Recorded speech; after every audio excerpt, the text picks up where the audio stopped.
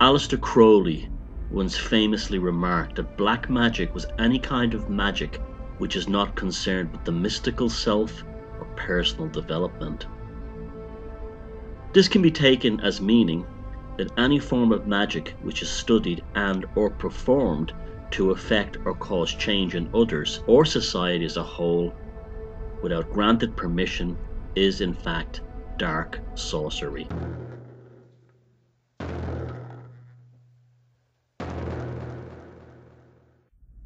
This would include having your emotions manipulated by an entertainment extravaganza, or in the aftermath of some horrific human tragedy. Good intentions are rarely for the benefit of the good. The only magical energy we have a right to alter and affect is our own. Anything else is a violation of natural law. Yet many people embark on the path of magical study with the sole intention of obtaining revenge on another person, or attempting to affect the nature of the society around them, as well as the free choices made by the people in their lives in order to line their own pockets or exploit them in one way or another.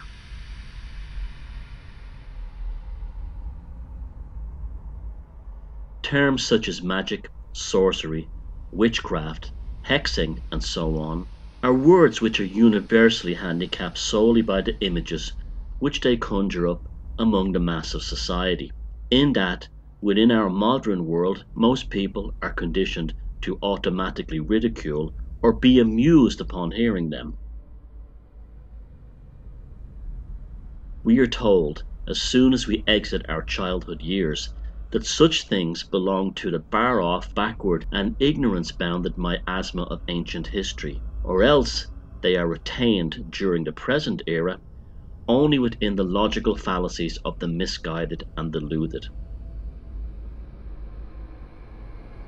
Is this a rational and reasonable assumption which most people are making in reaction to the very mention of terms associated with the study and practice of occultism, sorcery, and ritual magic processes?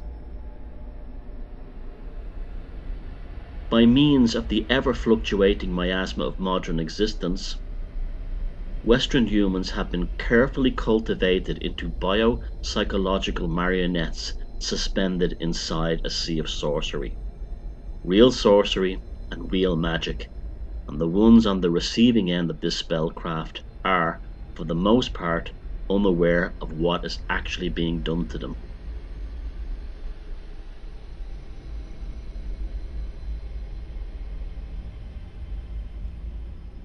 Perhaps both I, the creator of this film, as well as you, the viewer, are indeed deluded enough into believing that by the power of our will alone, coupled with the implementation of specific rites and processes, that we can actually change the very nature of reality around us, as well as influence the outcome of future events. Yet while you might assume that you and I are both too educated, too intelligent, and even too sane to believe in a world where spells, curses, and enchantments are real, consider the following curious and relatively recent historical event. In June 1991, a conference was held at Fordham University in New York entitled The Occult and Modern Soviet Russian Culture, and which was sponsored by none other than the highly influential Soros Foundation, along with several other well-respected endowments and research councils who gave their enthusiastic blessing to the event. An academic study into the practice of magic and the occult within the Soviet Union, paid for and attended by some of the most powerful individuals and groups in this world today. The list of professors and influential figures who attended this conference, where the magical booty from the Soviet Union was first presented, would have been enough to wipe the smirk off the face of the average self-professed debunker.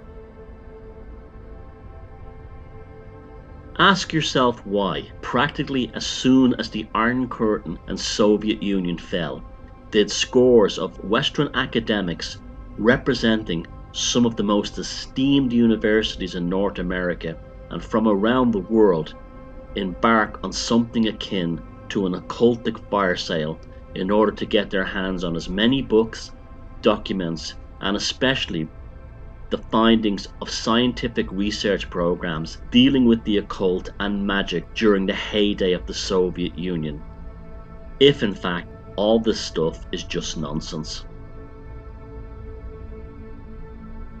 We are not merely talking about an antiquarian expedition to locate some lost books of European and Asiatic esoteric history, but the specific procuring of documentation and research papers into Soviet occultic sciences and practices within a recently fallen superpower during the scientifically minded 20th century. Why was such time, academic resources, and serious money put into collecting the woo of the Soviets? The answer is because academia, powerful bodies, and certain institutions want to get their hands on this magical research and keep it exclusively for themselves alone, just as they have done so since the time of the Enlightenment. Not only this, but the text and research pertaining to the occultic legacy of the Soviet Union were eventually placed under the jurisdiction of the Library of Congress in the United States alongside, just by sheer chance, the occult and esoteric documents and files of Adolf Hitler and the Third Reich, which were captured by the US Army during the final weeks of the Second World War. If indeed none of this stuff was in any way real, or at any level worthy of study and examination, then why bother collecting and archiving it with the same level of importance that was given to German rocketry development or Soviet submarine design? You and the people you know in your everyday life may scoff at the idea of magic and that of magical forces, considering it to be absurd and laughable. However, the people who control your thoughts and culture, and that of the intellectual and political destiny of this planet, take magic and sorcery very seriously indeed. Not only that, they have always done so. This is the reason why Roman generals took time to study the magic of the Druids and how they influenced their own barbaric society. While today those who control the constantly meandering spectrum of what you think are your own personal opinions give you the high priests of reductionism in the form of Richard Dawkins, Brian Cox, or Bill Nye, in order to make you feel brilliant, clever, and reasoned. And all of this while the powerful captains of modern society and popular culture are attending academic conferences into the occult and magic. While you're watching some National Geographic TV documentary bluffing you into thinking that the great stone monuments of the ancient world were created by superstitious ape-like simpletons with deer antler picks and reed ropes, the men and women of the state-sanctioned scientific and political common sense are busying themselves with the complexity of ancient grimoires, the study of occultic and supernatural forces within and outside the human body, along with the projection of mental thoughts beyond the human brain.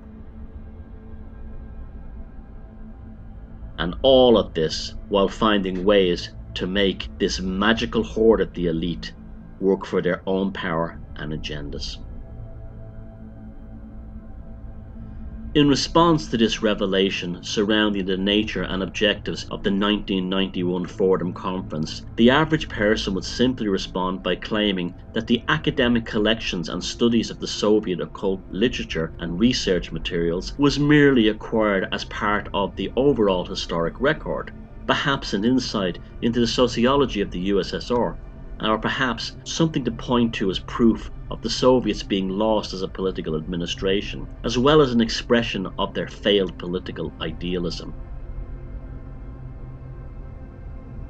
If this be the case, then how does this explain why the atheistic and scientifically minded Soviet leadership supported the work of occult artists such as V.N. Sheridan, an artist whose paintings dealt with the very idea of the Soviet sciences being used in space travel and cosmology into the pursuit of what was termed extra-ecclesiastical activity, that being using Soviet spacecraft and radio telescope technologies to resurrect dead ancestors on the Earth and on other planets. The Soviet leadership were doing this for the same reason Cornelius Vanderbilt put his financial speculation into the hands of a stage actress and mystic named Victoria Woodhull, because magic does work, it does produce results, and that these results are both self-evident and verifiable if you bother to examine the history of the occult, as well as the many scientific research programs which have seriously studied and evaluated magical and other unknown supernatural phenomena and forces to a far greater degree than is generally known by the average man or woman in the street. This situation still continues to the present day. The use of magic in the affairs of the Russian state was not just limited to the Soviet Union by any means. In the 17th century, General James Bruce, or Count Jakob as he was commonly known, was a scientific advisor to Peter the Great. Irrespective of this grand title, his position was more akin to that of a royal wizard. He was also Russia's first royal astronomer and one of the most powerful individuals behind the design and construction of Russia's first large scientific telescope, which was housed within the top floor of the Shukharev Tower in Moscow.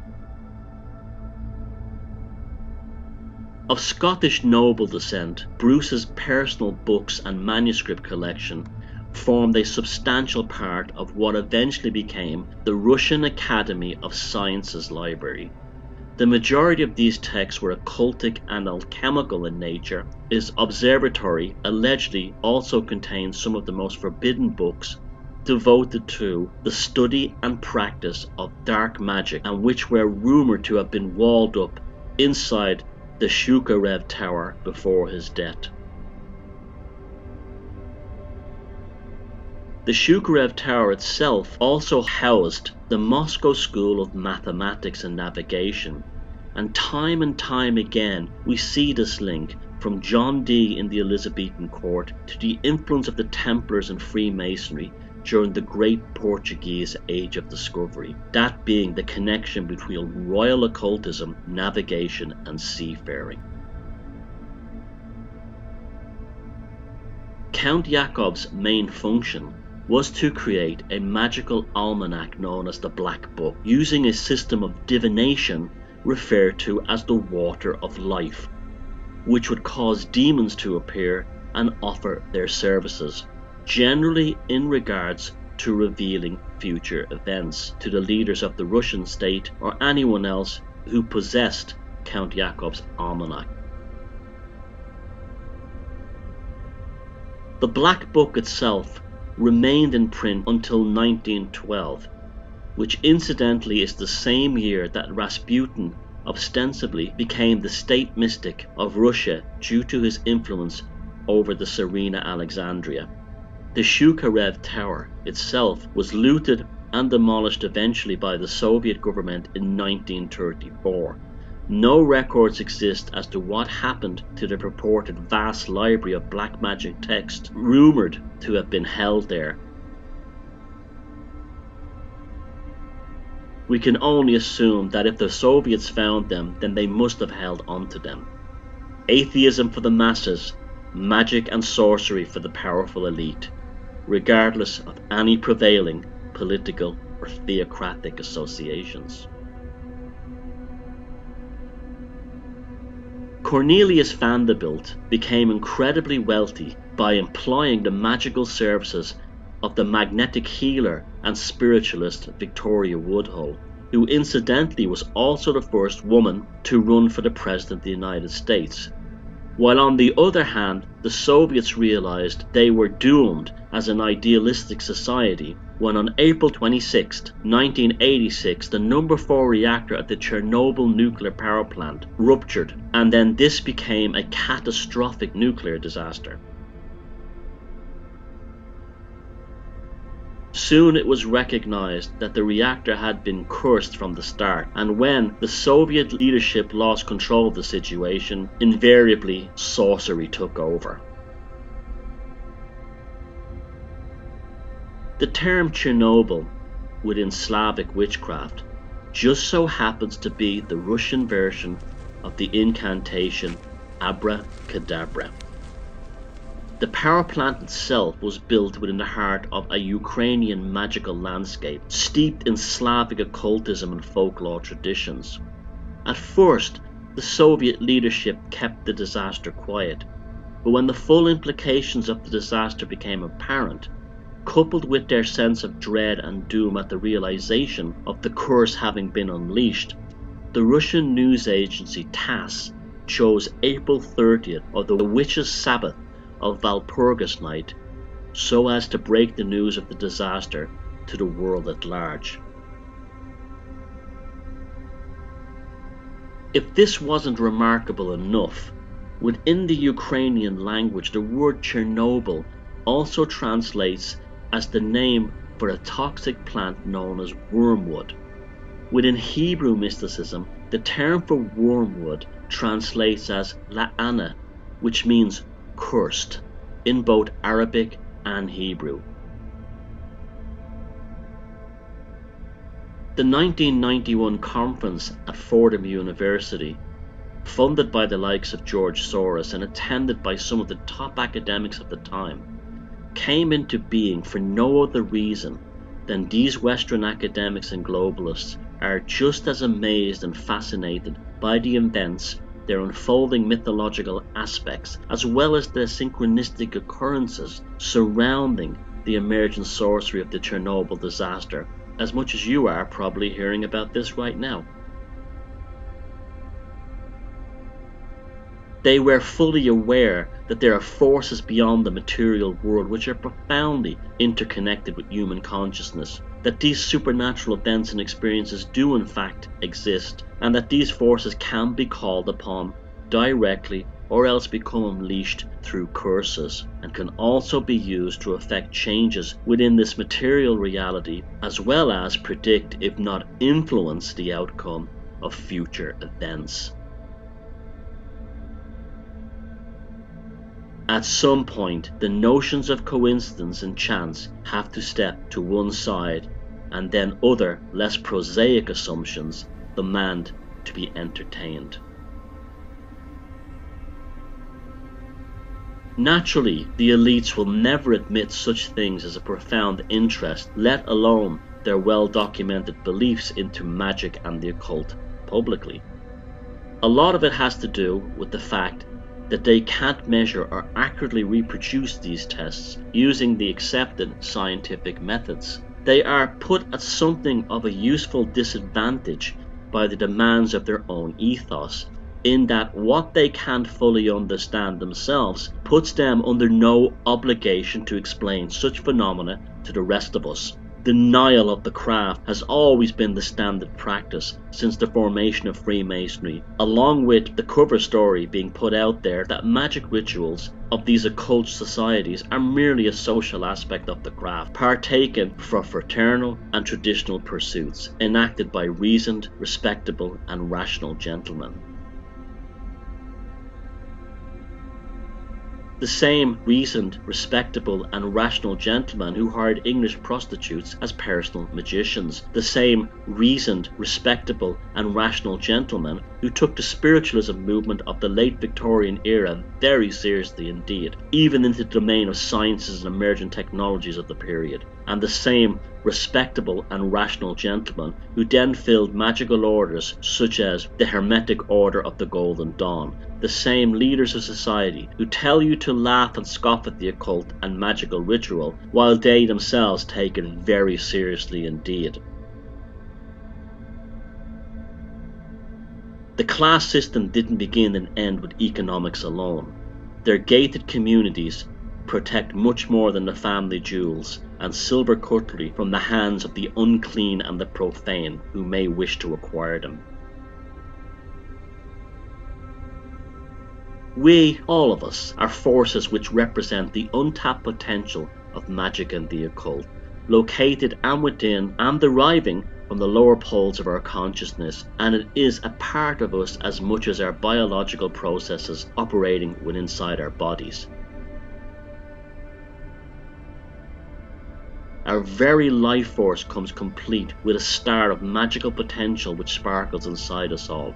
Like the ancient megalithic builders of the past, this star can be aligned and called upon to shine its light towards illuminating locations and ideas we have created and set into conjunction with its presence.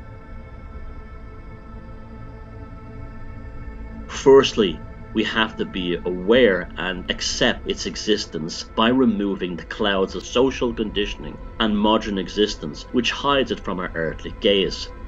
The greatest revelation which I have uncovered from a lifetime of study of magic and occult sciences is that we all have a shining star of magical potential contained within us, and this inner power is waiting to be fed and allowed to burn as brightly as possible.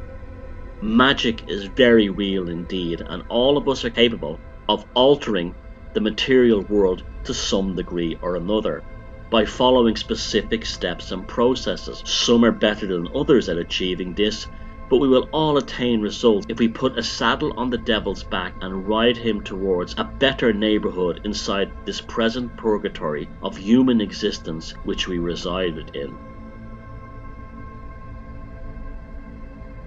Of course, magic itself is subject to limitations, our own personal limitations. The baseline from which you start upon your magical and occultic path is the starting location that determines where you can go from. Born in an inner city ghetto, you can get out of the slum and improve your life no end comparative to how you started out in life. Born wealthy, you can use magic to allow you to appreciate your good fortune in winning the lottery of life and use it for the betterment of humanity and the world in general, assuming that is, you are not a class-obsessed aristocrat with a megalomaniac self-ordained destiny to control the existence of the human race as if they were your own pets. For now, we'll just assume that you're the average man or woman with an interest in this magic stuff, and naturally enough wondering if there's anything to it, and can you improve your personal experience as a human being during the course of your lifetime upon this spinning blue and white ball we call home. I'm here to tell you that you can. Not only can you use magic to improve your own life, but you can also use it to defend yourself from those who wish to cause you harm. The complex rituals of the Victorian and earlier eras, while having great value in their own right, are ostensibly redundant in the modern age where information is subjected to more and more levels of compression and minimalization. The same emotional reactions can be unleashed by someone listening to a hip-hop rap today that would have taken a 3-hour-long Wagner operatic production 100 years ago to generate. We are moving into more simplified but equally effective methods of human experience, and magic is no less subject to this ongoing rationalization of consciousness. Therefore, magic and cult practices are well within the grasp of a large proportion of the human race than has been generally available in Western times since the Middle Ages, when the social order of things became far more complex and centralized. The prohibition and ruthless extermination of anything connected to witchcraft, folk magic or sorcery came about as a result of an increasingly powerful elite mandated by the Church of Rome, who felt threatened by the folk magic of the times, as well as other types of witchcraft and surviving paganism, which was also very much part of everyday life in both urban and rural poor communities of this period. Folk magic and its witches were subsequently brutally suppressed, and from this the rise of elite esoteric occult and magical orders then began in earnest. Although securing the authority of the emerging medical profession, academia, as well as the Abrahamic religions played a huge part in this, the primary reason for the suppression of magic, sorcery, and folk witchcraft was to wipe it out among the masses, while retaining the occultic and magical sciences within the exclusive ownership of the ruling elite. In other words, the ruling elite took what was central to all human cultures and then kept it for themselves alone. Once the age of witch burnings and persecutions was completed, ridicule and mockery then replaced the breaking wheel and the thumbscrew. Until recent times, this has remained the case. The upper echelons of society, from the major religions to the aristocratic classes, have used the education system to reason the supernatural out of us, when they themselves still continue to study and practice ritual magic before our very eyes. Everything, after all, comes down to energy, money, food, fuel, sex, politics, and the corporate power, and therefore magic and the occult sciences, are energy forms which the wealthy and powerful have kept from the rest of us, just as they have done with their crown jewels and vast tracts of private land. There is no difference, for example, between the opening and closing ceremonies of the Olympic Games, World Cup finals, or the Super Bowl, and that of the magic and occult rituals which took place at Stonehenge, Delphi, or Karnak in ancient times. The only difference being that the shaman, druids, or priests of the past were honest and upfront with the population in telling them that they were performing ritual magic, while today we are told it's just entertainment. Then we somehow feel compelled to purchase a brand of diet soft drink we previously never desired. While folk magic never fully went away, but rather evolved into customs and superstitions, today with the advent of the internet it's become resurgent once more. Albeit in a less localized form, by spooling itself from out of the electromagnetic spectrum and into a new generation of healers, wise women, druids, and herbalists. Websites and endless online articles have opened up a whole new world of delicious heresies for those out seeking to find them. We no longer need to acquire a vast personal library on sorcery and the occult in our homes, although it is vital to own at least some paper and bound text, where there is an important magical experience in the very act of doing so. More people than ever are taking part in the greatest occult revival since the final remnants of the English witchcraft laws were abolished in 1951. The implications of this are enormous.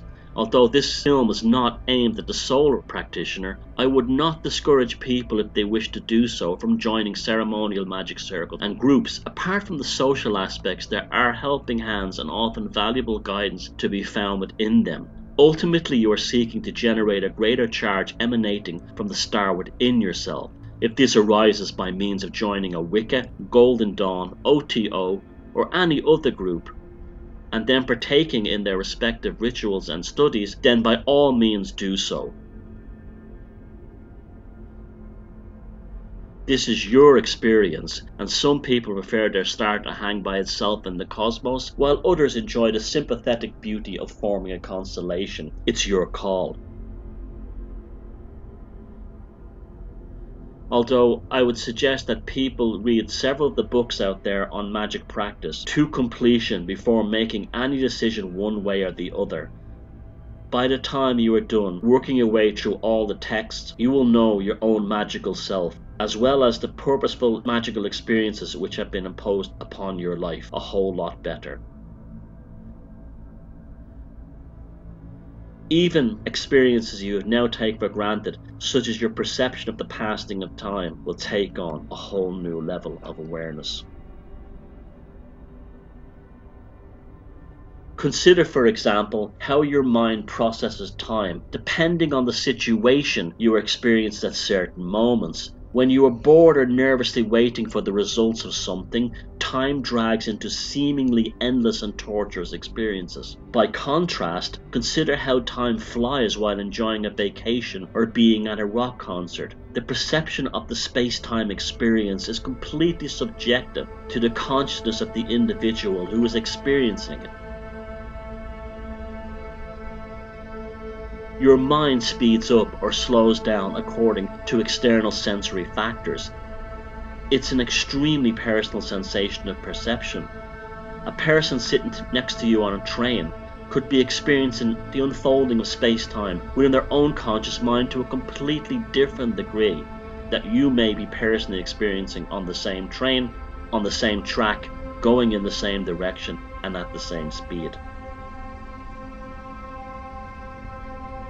Now let's apply this experience to a person who has become a magician, generating the same effect within another person by making them wait in anticipation for something they strongly desire, and then delivering what they desire and causing the clock speed of their brains to rapidly increase in accordance with how they have actually altered their own perception of space-time awareness and experiences. This is but a simple demonstration of how magic can be used. From the long, endless pauses taken by Adolf Hitler before addressing the Nuremberg mass rallies to the last 5 minutes of a soccer game in which your team is winning and every single moment appearing to take longer than all the previous 90 minutes of play. To the moment before the birth of your child, seemingly lasting longer than the first few years of their lives. These are all, in one way or another, very real magical experiences. The normal rules of space-time were altered. A watch kettle never boils for the same reason, in that we are placing our concentration into a process, for the most part, is outside our control, and which we are at the end of. A process that began when the turbines belonging to the electrical utility provider as they started generating electrical current. In other words, waiting for the kettle to boil is teaching you a valuable lesson about the process of magic. You are not there at the start of the process, so you can't control the outcome apart from switching off the kettle. Your torturous anticipation and impatience is the reveal of your overall detachment from the outcome. Your subconscious mind knows that you did not generate the electricity to boil the kettle, so it slows down space-time in order to teach you something.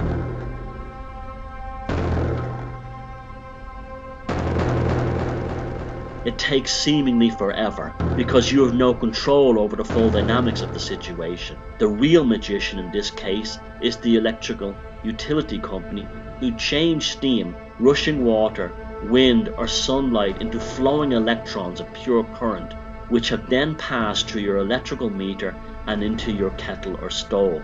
You are not controlling the game, you are just part of it. The end outcome is the electrical utility company getting you to pay for the charge, and your subconscious mind is letting you know this with each torturous second you are waiting for the kettle to boil.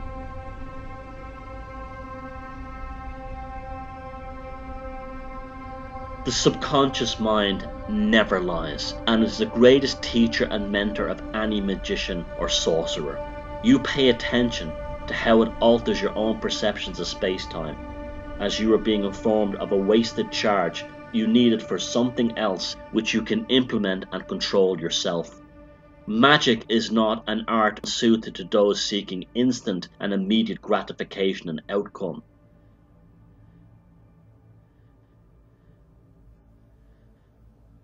Herein lies the greatest misunderstanding of magic, that we can implement change within the material universe instantly.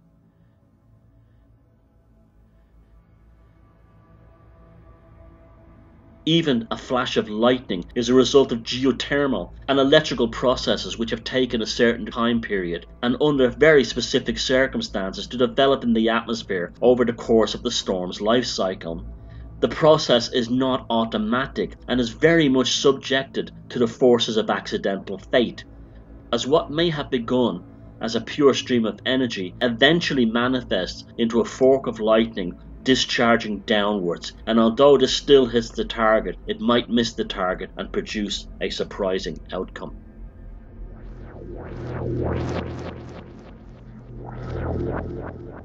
Consider Mjolnir, the hammer of Thor. It still had to be forged from the raw materials in the workshop of the dwarven magicians Ithri and Brokkr. The finalization of any magical event presents the collective outcome over time, and the unfolding of the craft, spell or conjuration is often surprising, poetic and even ironic. As Thor found out when Loki, having transformed into a horsefly, bites the dwarven magician artisan Brokkr on the eyelid and makes him lose concentration at a vital moment, and thus causes Thor's hammer to have a shorter handle than was intended. When working in magic, prepare to encounter Loki in many guises and outcomes. Patience is vital in the magician's processing, as well as adaptability to unexpected happenstances during the course of the magical process is what makes a difference between an apprentice and a master.